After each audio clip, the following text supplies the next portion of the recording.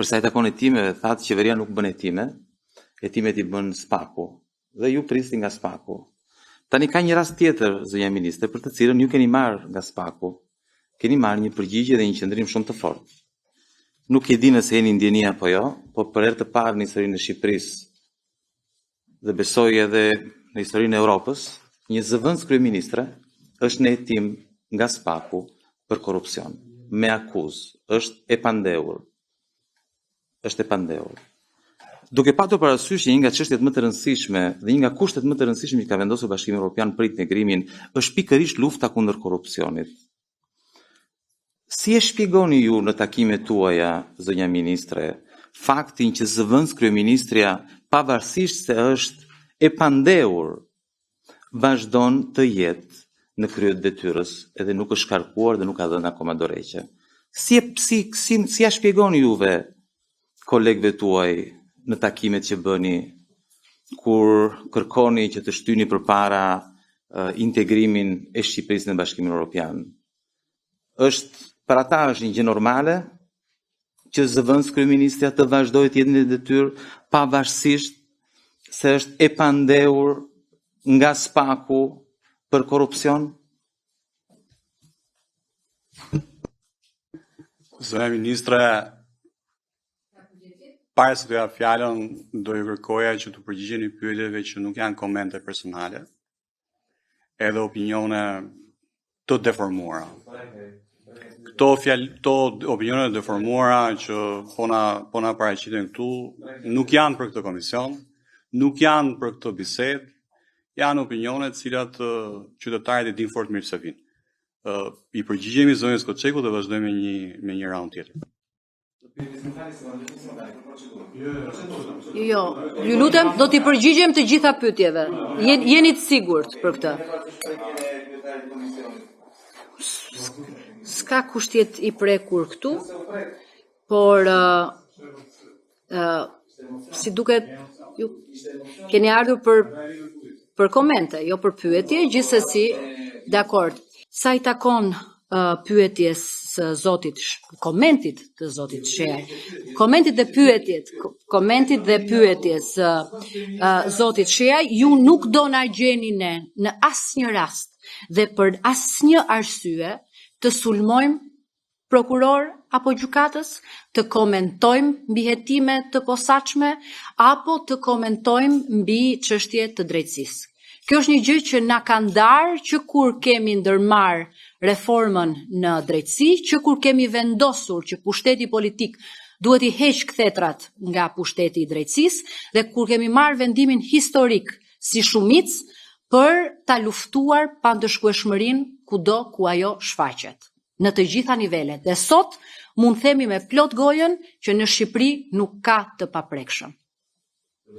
Nuk ka, atë nuk e përcaktoni ju. Dakor? Jo, nuk e përcaktoni ju. Në Shqipëri nuk ka të paprekshëm dhe ky është ndryshimi i madh mes nesh dhe një politike të vjetër që nuk kupton akoma ku e ka vendin, ku vazhdon që me akuza penale në drejtim të tyre apo në drejtim të kundërshtarëve të vazhdojë të bëjë ende politikën e ditës. Ne nuk e bëjmë këtë, secili mban përgjegjësi përpara ligjit dhe të gjithë mbajnë përgjegjësi në fund para fytyrës vet dhe përpara elektoratit. Tani ju sapo thatë që në fakt opozita kërkon të bëj politik me akuzat për korrupsion. Në fakt, zonja ministre, ju nuk e mohoni dot që korrupsioni është një çështje politike.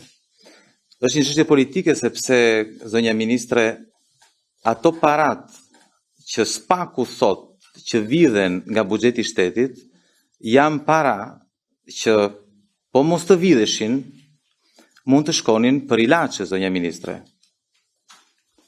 Mund të shkonin për arsimin, zonja ministre.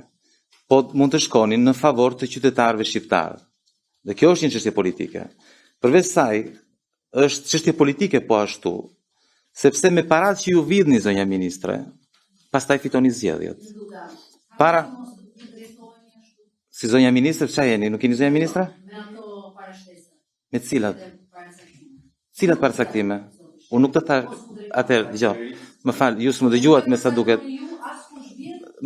Zonja ministre, ju nuk e mohoni dot që Spaku akuzon zvëns kryeministrin që ka vjedhur. Ky është fakt.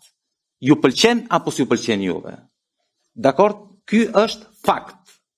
Sepse, zonja ministre, kur ju kishit duart në para, Spaku nuk ekzistonte. Se po të ekzistonte Spaku dhe në atë kohë, do fliste ndryshe Spaku, edhe për ju. Kështu që mos na bëni tani sigur kemi një ndjeshmëri shumë të madhe, sepse flasim për të tjerë dhe s'flasim për ju. Unë përmenda faktet. Jo, janë fakte, zonja ministre. Janë fakte, sepse ju përmendët të rinj, zonja ministre, për të cilët flisni ju.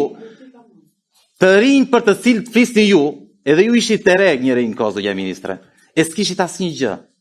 Si gjithë ne të tjerët.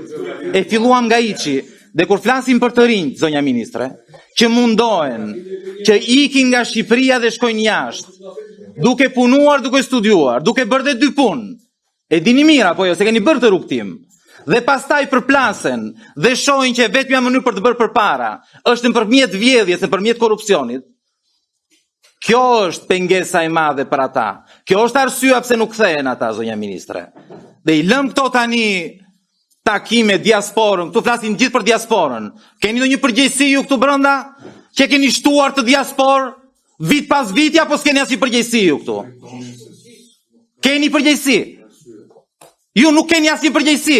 I keni kërkuar ndonjë ndjesë atyre kur I takoni? Na falni që u dërguam dhe flisi tani sa mirë I kapni. Zoti Sheaj, ose fol normal. Tani, ose e mbyllim. Pyetja zonja ministre, është kjo. Pyetja është kjo, zonja ministre. Dhe është shumë e thjeshtë. Ju flisni tani se kaluam nga diplomacia ekonomike, diplomacia mjekësore, tani ne pas kemi për të dhënë, ne japim në fakt se ikim për ditë. Por flasim për diplomacinë ekonomike. Pyetja është, nuk e di nëse jeni ndjeni, po para disa ditësh Bexhet Pacolli që ka fituar tenderin e aeroportit Vlorës, shikoj ti Taulanti I bën vit për të qeshur se korrupsioni tani është bërë. Hajde qeshim. Lutem se do të ndërpres fjalën, po morëm me njerëzit. Hajde qeshim. Zoti She. Tani zonja ministre, ndërpres fjalën. Para disa ditësh, doli Bexhet Pacolli, shpirtin ja merrni ju qytetarëve shqiptar, Tauland. Shpirtin ja merrni ju Tauland, mos fol për shpirt. Për ditë, duke I vjedhur. Mos fol për shpirt. Po ta ndërpres fjalën, për procedurë, se ike vendosni rregull, jo, për procedurë, për procedurë, zoti kryetar për procedurë. Jo, kur thyen normat,